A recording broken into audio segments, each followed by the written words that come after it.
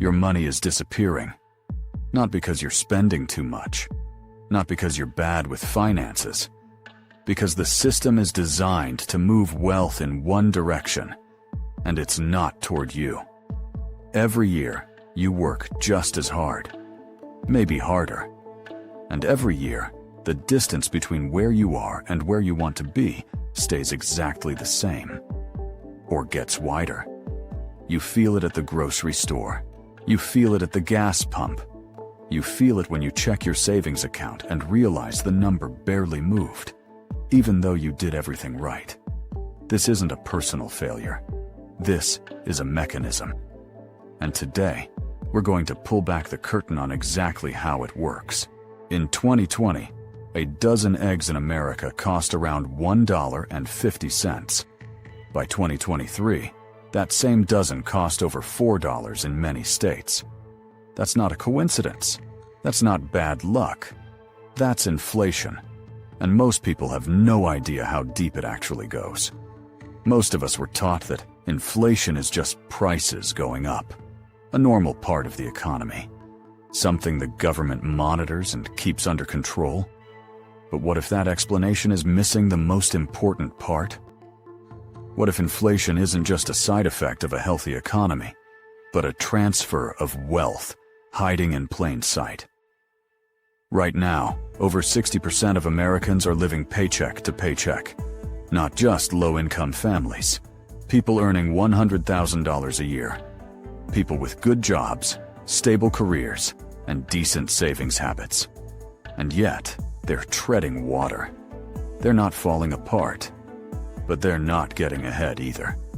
And the harder they work, the more it seems like they're running on a treadmill that keeps speeding up. This feeling has a name. It's not laziness. It's not poor discipline. It's what happens when the rules of the game are structured against you, and nobody ever explained the rules. Meet Daniel. He's 32 years old, lives in Columbus, Ohio, works as a project coordinator at a logistics company, makes $58,000 a year, which sounds decent. That's just under $4,800 a month before taxes.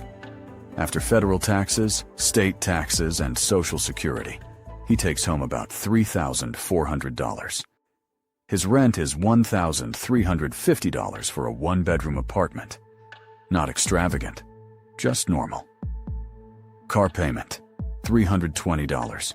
Insurance, $140. Groceries, around $380 a month. Utilities, phone, internet, another $220.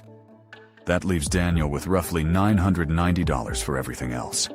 Eating out occasionally, a haircut, a birthday gift for his mom, clothes when something wears out. Some months he saves $200. Some months, nothing. He doesn't go on expensive vacations. He doesn't buy designer clothes. He's not irresponsible. But 3 years ago, Daniel thought he'd be further along by now. He thought saving would get easier. He thought his salary increases would start to pull him forward. Instead, every raise he's gotten has been swallowed by something he didn't see coming. First, it was his car insurance going up after an accident that wasn't even his fault. Then, his rent increased by $180 when his lease renewed. Then groceries crept up month by month, so gradually he almost didn't notice. Until one day he did the math and realized he was spending $90 more per month on food than he was 2 years ago. Daniel hasn't changed his lifestyle, but his lifestyle now costs significantly more to maintain. And this is the first place inflation reveals its true nature. Here's what most people think inflation is. Prices go up. Wages eventually follow. It balances out. That's the textbook version. Here's what actually happens. When inflation rises, prices at the store move almost immediately. Corporations adjust quickly. They have pricing teams, algorithms, and quarterly targets to meet. But wages move slowly. Very slowly. A 2023 study from the Economic Policy Institute found that for most American workers, real wages, meaning wages adjusted for inflation, actually declined in 2021 and 2022, even as the economy was nominally recovering. People were getting raises on paper, but in real purchasing power, they were falling behind. This is called the wage price lag, and it's not accidental. Companies raise prices the moment input costs go up, but they only raise wages when they have to, when labor markets tighten, when employees quit, when there's public pressure. So there's always a gap, and that gap is where your purchasing power disappears. Think about it this way. Imagine you're in a race, but every time the starting gun fires, your competitor gets a 3-second head start. The race looks fair from the outside, but structurally, it isn't. That's the first hidden rule of inflation. It doesn't hit everyone at the same time. And the people it hits first are always the ones who earn wages, not the ones who own assets. Now here's where it gets more complex, because inflation doesn't just raise the price of eggs and rent. It inflates assets, stocks, real estate, art, commodities. And this is where the story of inflation completely changes, depending on where you're standing. When the Federal Reserve increases the money supply, which it did dramatically between 2020 and 2022, injecting trillions of dollars into the economy, that money doesn't flow equally to everyone. It flows first through financial channels, banks, investment firms, large institutions. Before it ever reaches working Americans, it's already been deployed into asset markets.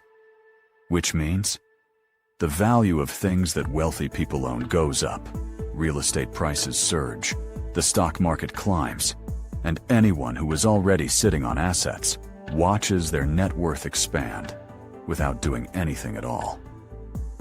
Meanwhile, Daniel in Columbus is watching his rent go up, not because his landlord got greedier overnight, but because the landlord's property is now worth more, and the whole market has shifted upward.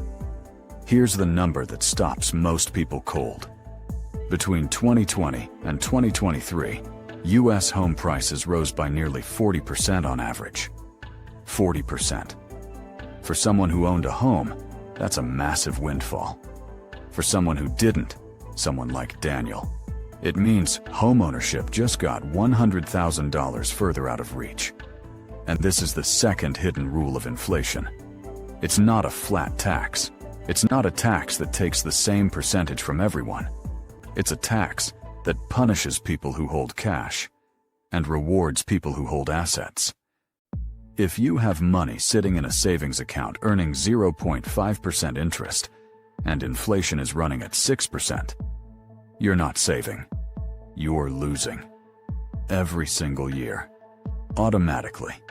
Without making a single mistake. To understand this fully, you have to understand what money actually is. Most people think money is a store of value, something you earn, save, and hold. But here's the thing, economists don't put in textbooks for kids. Money is not a stable thing. It's more like ice. If you hold it, it melts. Slowly, consistently, invisibly. And the only way to stop it from melting is to convert it into something that appreciates faster than inflation eats it. Stocks, property, businesses, hard assets. This is the fundamental logic of the wealthy. They don't hold cash. They convert cash into things that grow. And here's the mechanism that makes this structural, not just strategic.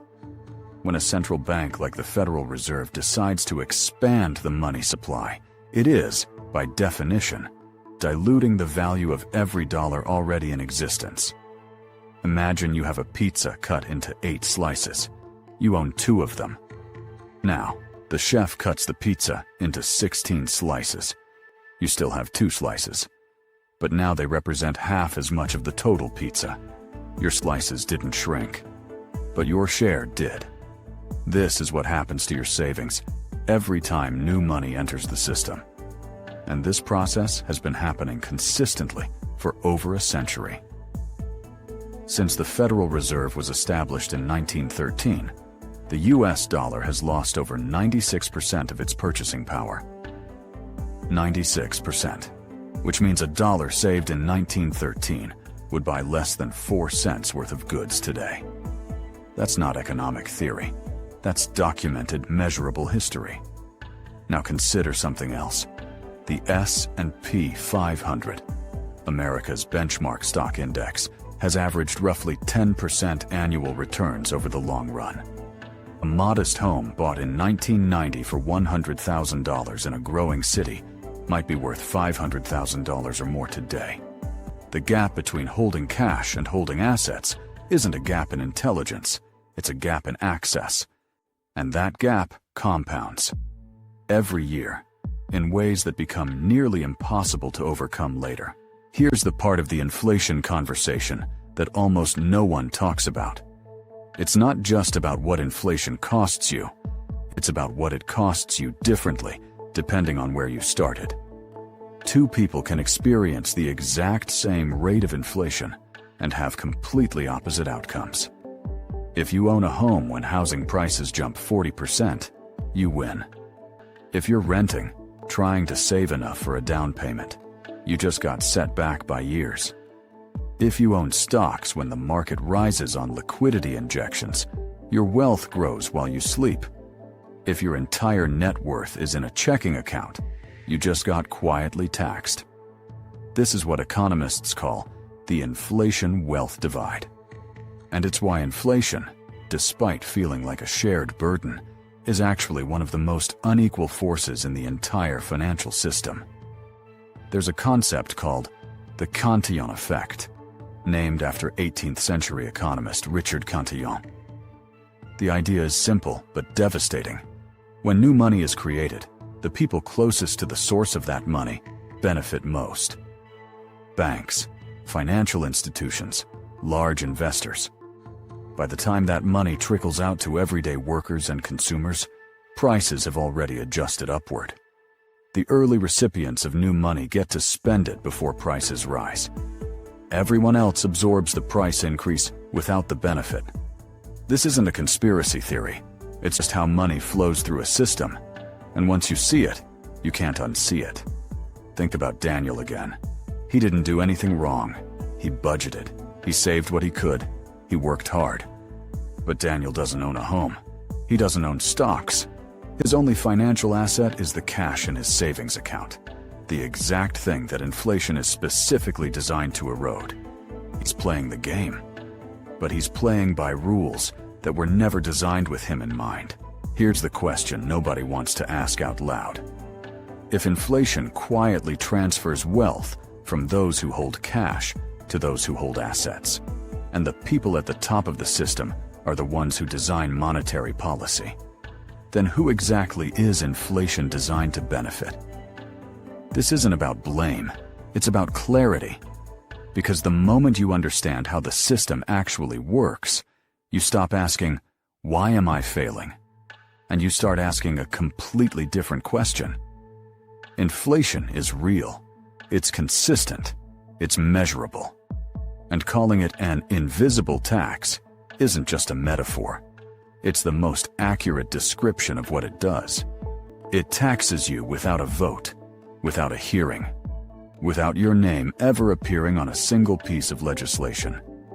It shows up as a slightly higher grocery bill, a rent increase that feels unavoidable, a savings account that never seems to grow fast enough. And by the time most people feel the full weight of it, years have passed. Opportunities to protect themselves have come and gone. The people who win in an inflationary system are not the people who work the hardest. They're not the most talented. They're not the most disciplined. They're the people who understood early that cash is not a safe place to store value, that the rules of money are not neutral, that every dollar sitting still is a dollar slowly losing the race.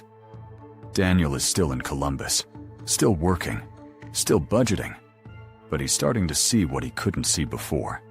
Not a path to overnight wealth, just the truth about what's actually happening, and why the solution was never about working harder. Understanding the rules doesn't guarantee you'll win. But not understanding them, that almost guarantees you won't.